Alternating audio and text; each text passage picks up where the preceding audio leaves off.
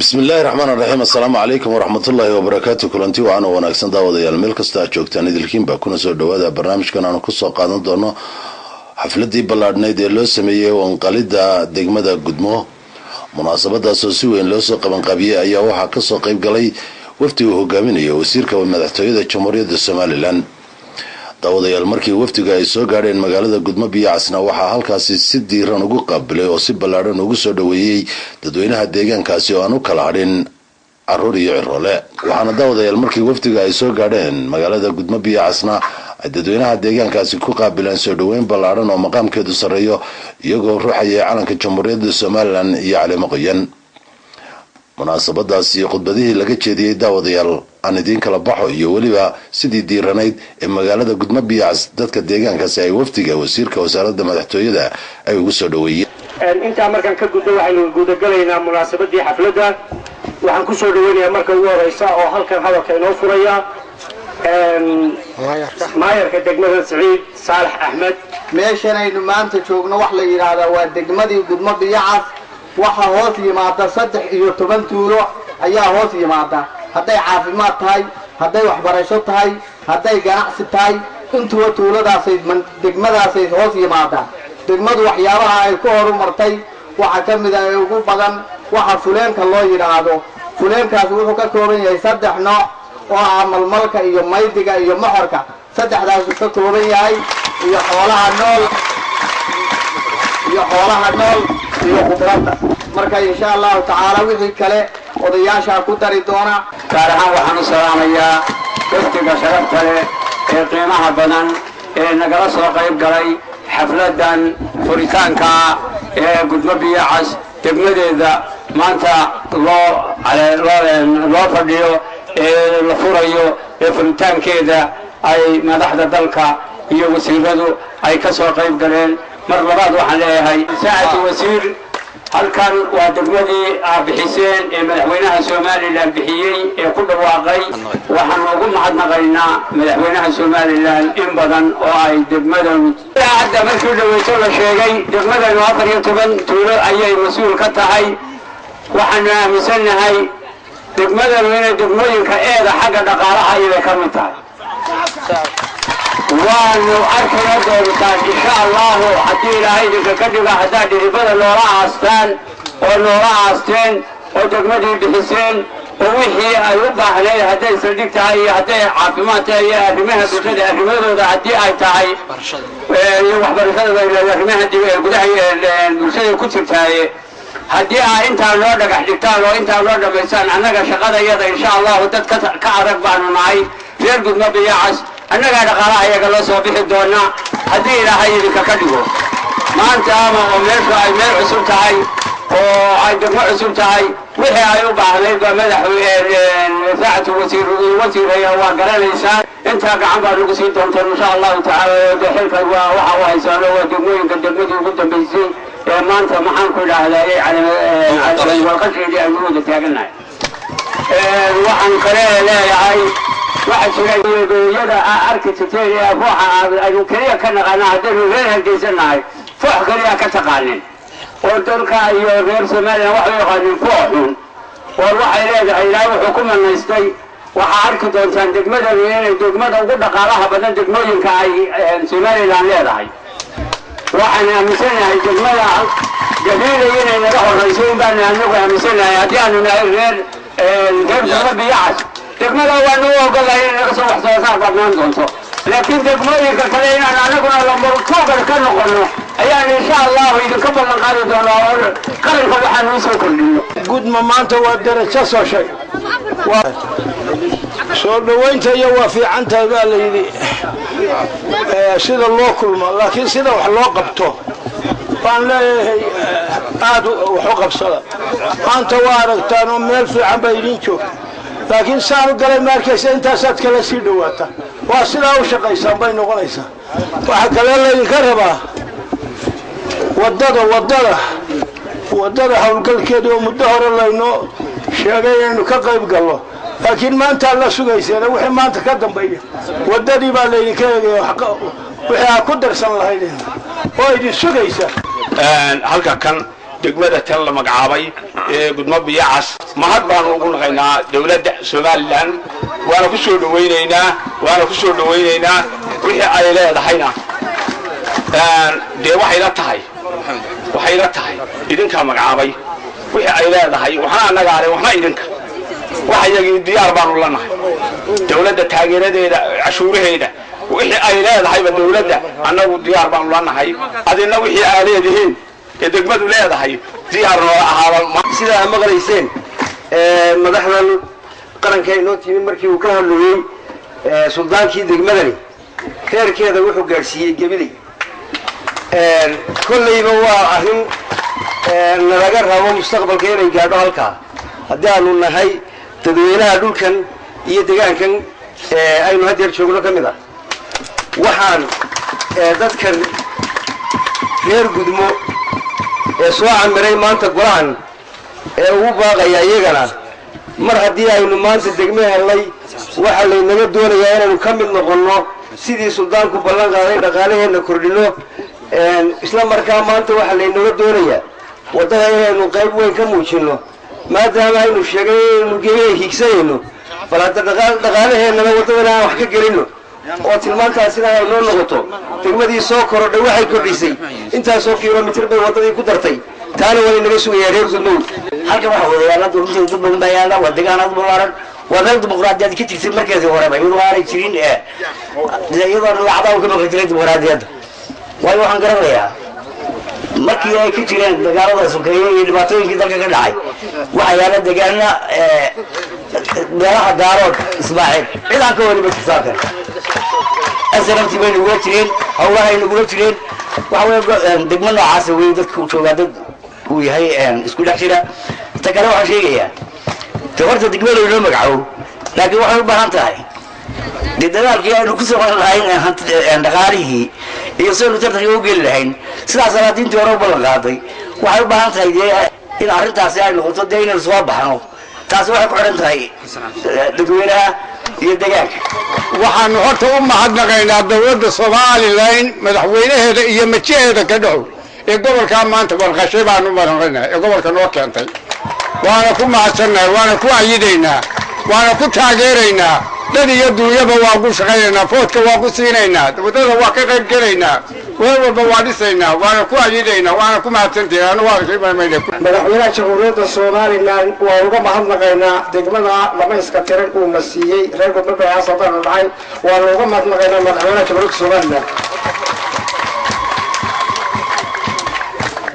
sidaa darteed waxaan kaloo u mahadnaqaynaa wafdiga yani xafladda tan maanta inay xadhigga ka jiraan inta badan u soo maray buurta uga soo dhaadhacay 93 kilomitir oo ceergaabaha ilaa gudmo biyacas ayay soo socdeen aniga magacayga waxa la yidhaha xildhibaan xasan oo degmadana waa tii aan ka soo baxay aniga iyo cabdiraxmaanba waa degmadii aanu ka soo baxnay sidaa darteed aniga oo afka dadweynaha reer gudmo biyacas ku hadlaaya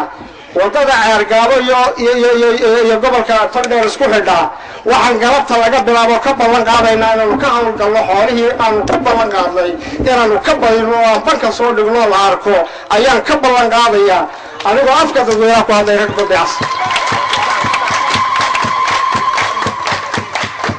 aad baan maalima idinku mahadnaqaynaa wasiirooyi waftiga heer qaran iyo heer gobolba hadalka intaasaan kaga baxaya wasalaamu calaykum waraxmatullahi wabarakaatu waftigaa inoo yimi wuxuu ka soo bayray waftigii madaxweynaha ee loo bixiyey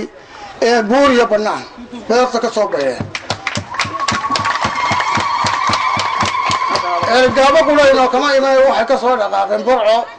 waxay soo mareen salaal waxay noo soo mareen dhul boor leh waxay noo soo mareen dhul dhaxan leh waxay noo soo mareen dhul kulul waxay noo soo mareen dhul saf leh way noo soo mareen horta waxaan leenahay waa ku mahadsantihiin waayo waxaad ku suntanaateen xukuumaddii waxqabadka mar haddaa xukuumaddii waxqabadka tihiin dee buur iyo bannaan iyo qodaxba waa maraysaa waxaan leenahay halkan ragga maraya ragga badidiisu iyadoo aan degmo ahayn bay mareen oo way garanayaan iyadoo degmaana maanta xaydii bay ka jarayaan alxamdulilahi rabbilcaalamiin horta waxaan leenahay xukuumadda erobaan odhanayaa oo dadkii gobolka sanaag waxay yidhahdeen reer gudmaanuna horta waxaan leenahay madaxweyne waxay naga gaadhsiisaan oo kolka gobol nooga dhig degmadii ka badataye horta de way sheegeen raggii hore inay 13 magaalo laakiinse anigu waxaan leeyahay waa magacaabaya horta yaan la moodaya inay beer tahay waxa ku sarreysa iran daariyaale suulo daris gudmo biyacas meesha la yidhaahdo curjina loobo sharcaw ruguula cilaamo kamuudo sodonley qoray horta 13 magaalo weeyaan wax lagu qal ma 13 la iska oranaye waxa kale oo loo dheer shacabka ugu badan ee beesatada baan waxaanu ku cadanaynaa oo leenahay madaxweyne wuxuu ahaa dhaqaalayahan wuxuuna ahaa ninka yaqaana beeyada horta wax loo sameeyey wixii kaloo dhan wasiir baa loo sameeyey ana beeyadu waa wasiir la'dahay ما هي وسيلة لا لا بحاشا أول دقائق وادرون ما كانوا هالقيسات تقنوا وحنا وسيلة قاعسكة وسيلة قرشينك وسيلة دجانك وسيلة ديار وهي من الحكومة بدو أروح يا عيد ما كان بيجي الحكومة وحنا هاي لا وحنا دقائق وقبضا صدق بقول إنك شركات شوكة وحنا في إنك هذا يا بخر صدق بقول إياه كنتم سن مو كله في بالبراء واحد سبايس بانو نحي ما نقول نحي ما نقال ورقدم واتي لوgu soo magacaabay gudoomiyaha degmada gudoomiyaha ku-xigeenka iyo xogayaha way bilaabo maanta waxa ka maayara magaalada Saciid Saalax Axmed Madoobe gudoomiyaha ku-xigeen Maxamed Axmed Cali Abubakar xogayaha kulinta عبد عمر فارح runtii kuma dhamma maamulkii intaa kuma dhamma wixii dambena waa la soo magacaabi doona wixii heer gobol iyo wixii heer qaranaba taa iyada markaan intaasi kaga gudbo iyo degmada wanqasheeda iyo maamulkii inuu maanta u kowsaday degmadan maamul ahaan inuu u kowsaday waxaan raacinayaa runtii degmadan iyadoo aan degmo ahayn ayaan anugu intii la magacaabay ayaan imi waxa weeyaan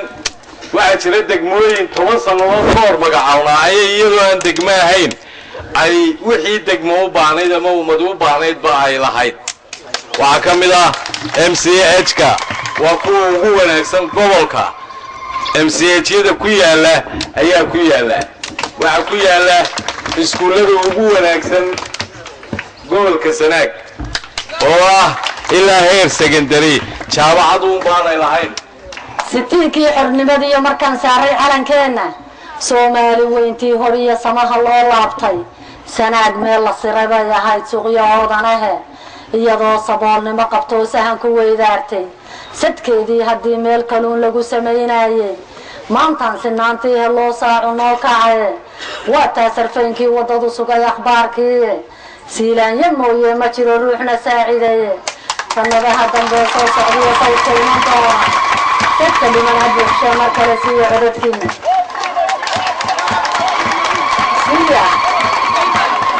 toban sanoo dambe haddaynu shaqayno waxay la tahay inankubaa dalka haysana haddaynu kulmiya nahay mada gudmo iyo dadkeedii ku soo dhawow waa meelay durdurka iyo xareedii ay duulayaan oo dirimaad iyo qabow doonto kaadka heli waa meesha quruxda ilaah qaadirkeenu dhigay oo caanahood daraya malabkii dushaada yaal waa meesha diintan ku dhaartay dalxiisku wacan indhaha daawada waa meelay daraan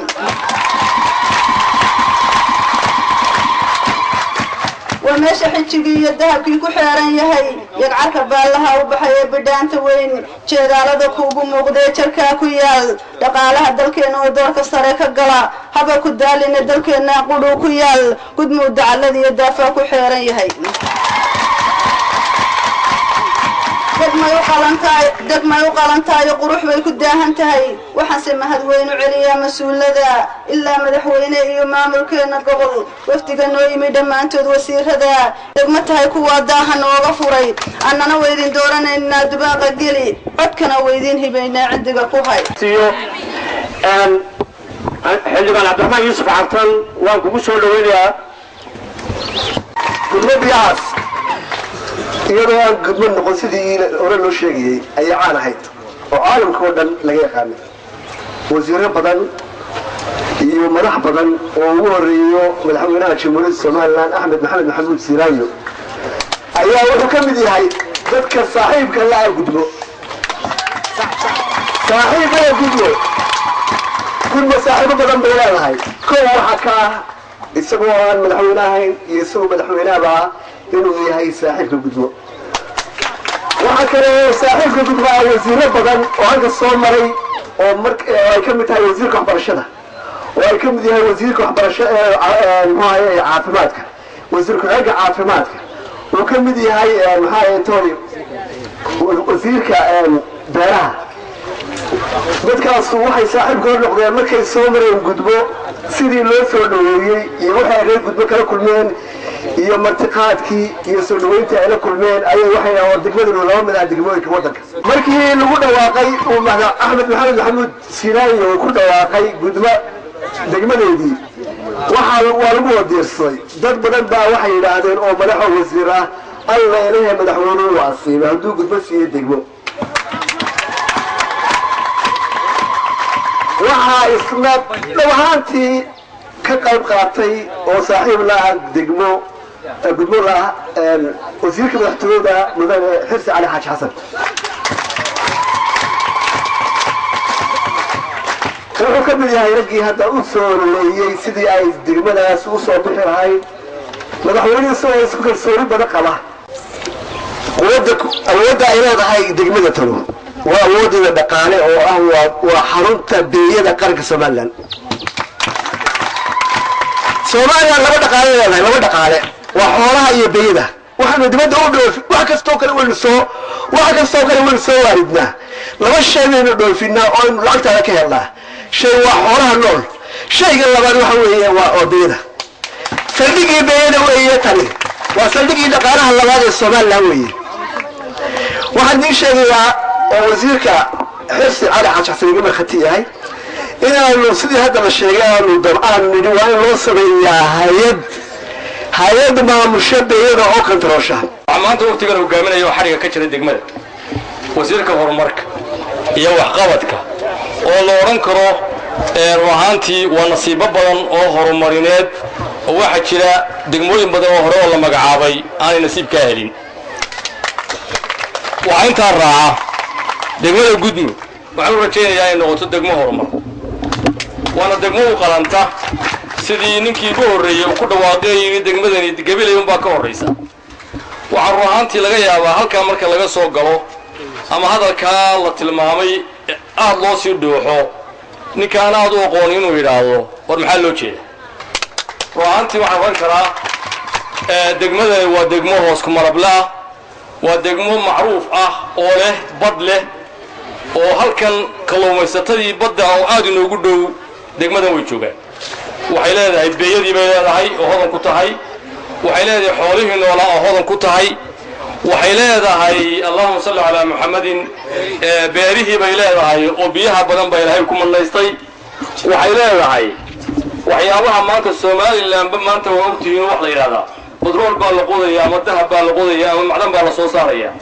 إذا معدن تبنى لك نص صوصارية براء لك صوصارة وحسينا دحبريسي وعلى المثال هاي إن شاء الله تعالى دقمة قدمو إن نغندون تودق مخضنا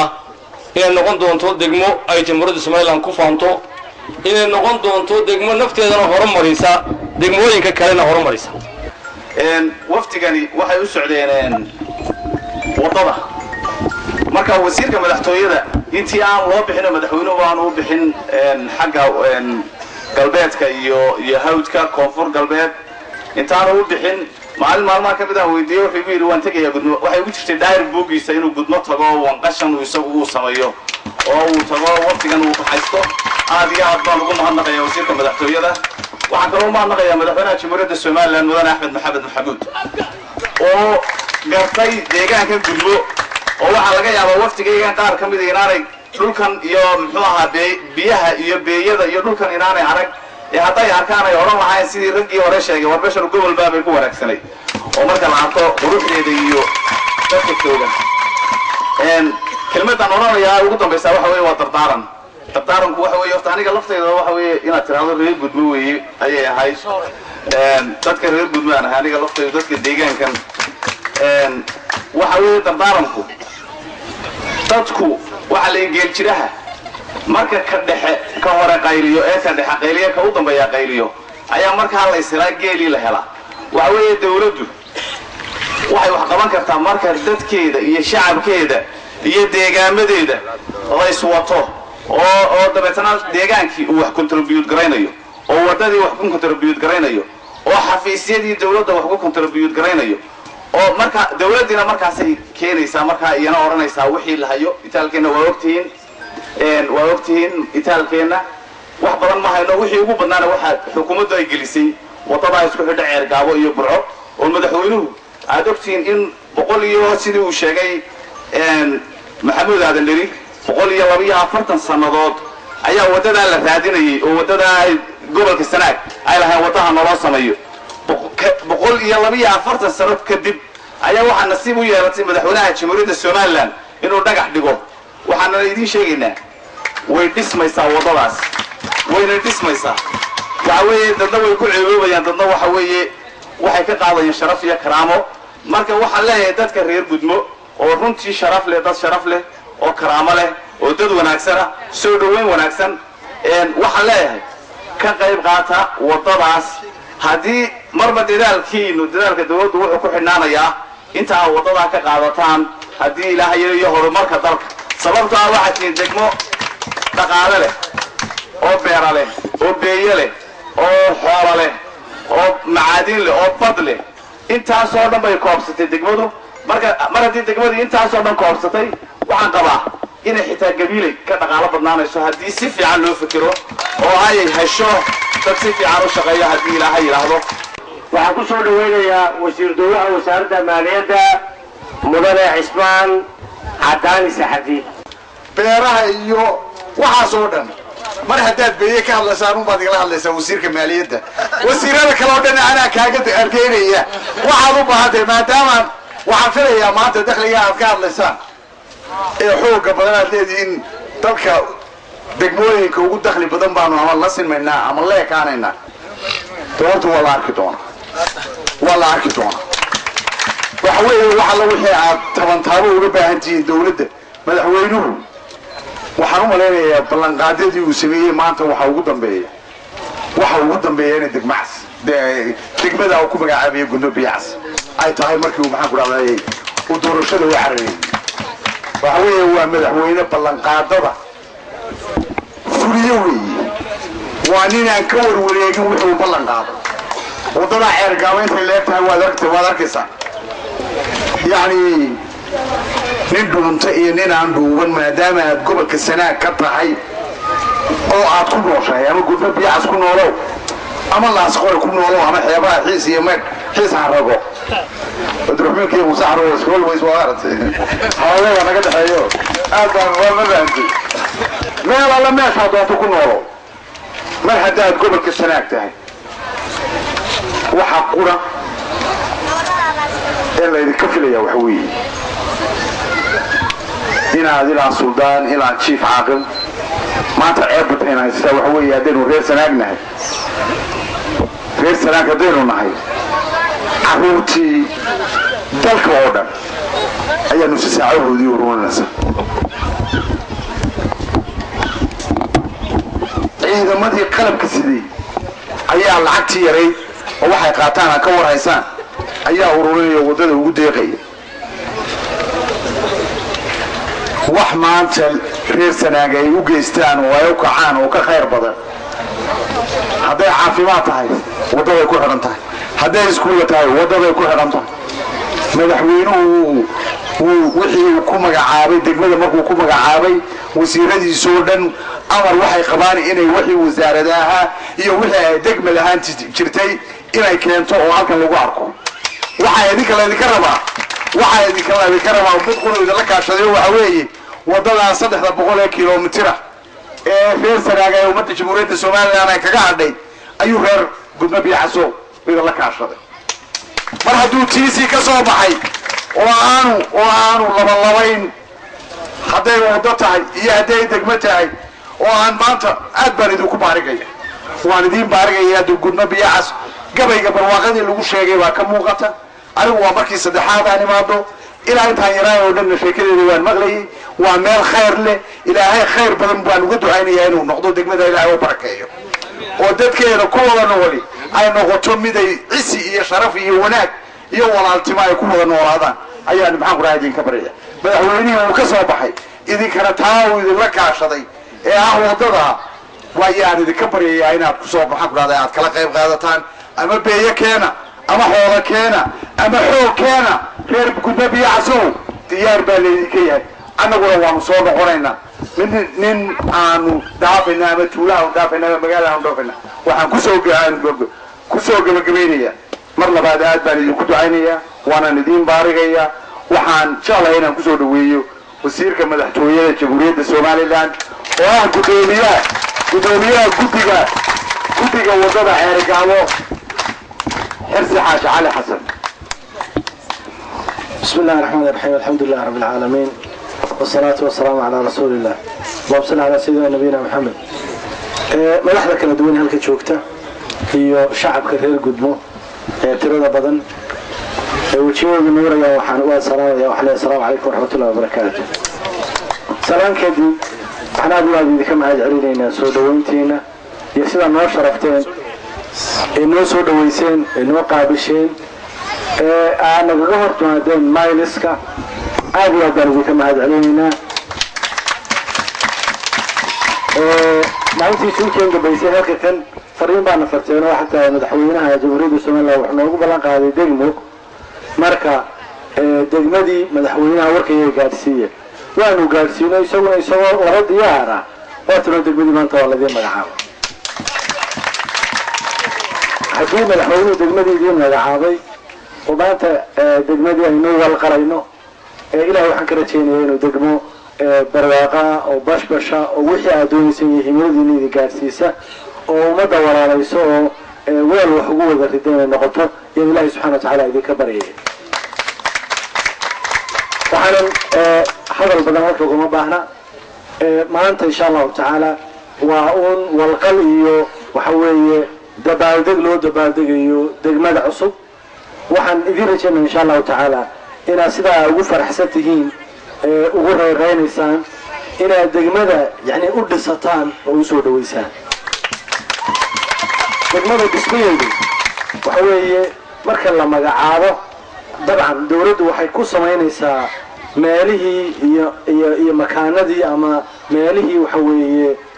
dawladdu ay ku shaqayn lahayd xafiisyadii dawladda ayay samaynaysaa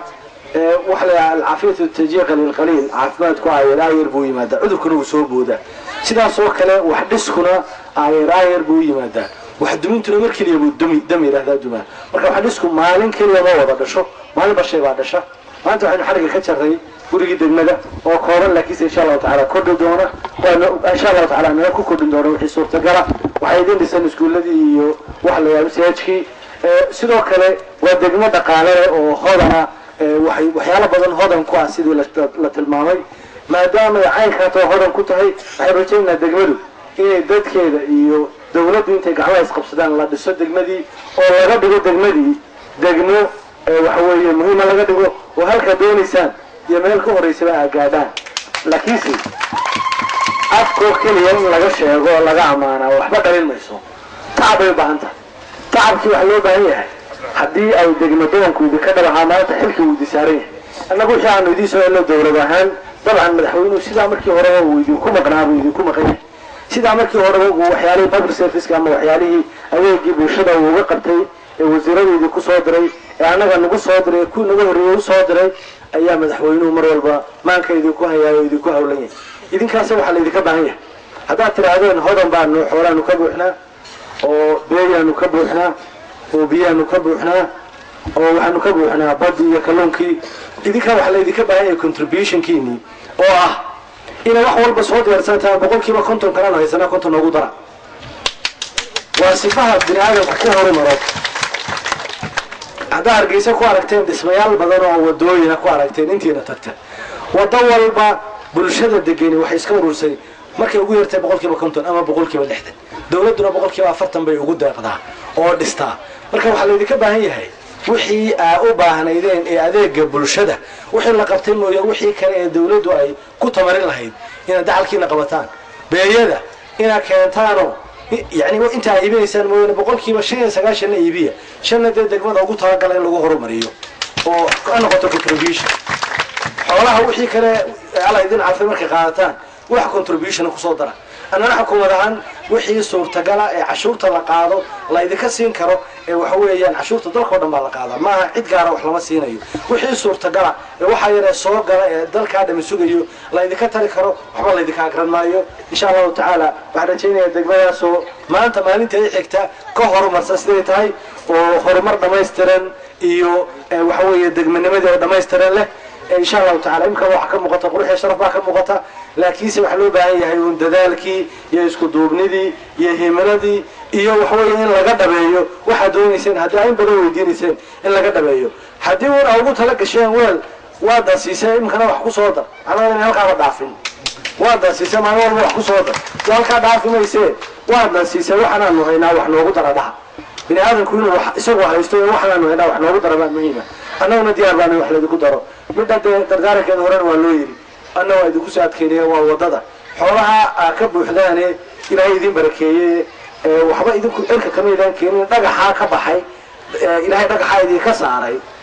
waxa weeye ilaahay subhanahu wa ta'ala uu idin beeray wax ka bixiyo waxa weeye wadada amaraysan ma aha naga waxna siiya ma aha cid kale wax siiya wadada amaraysan waxa ugu tala gashay waa ka gudoonay 5 kun ee ku badan qaaday iyo shirkadii Bakhad iyo shirkadii Aslamaydi waa ka gudoonay laakiin in ka badan waa idin ka fulaynaayo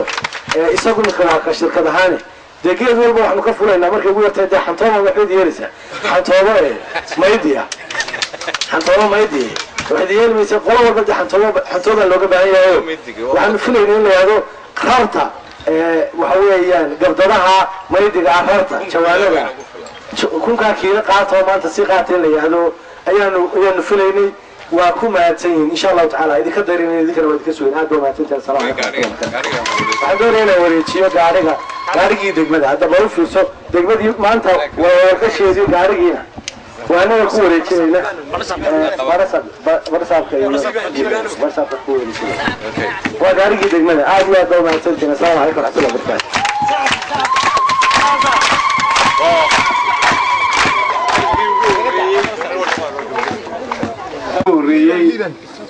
ee gacantaada soo gaara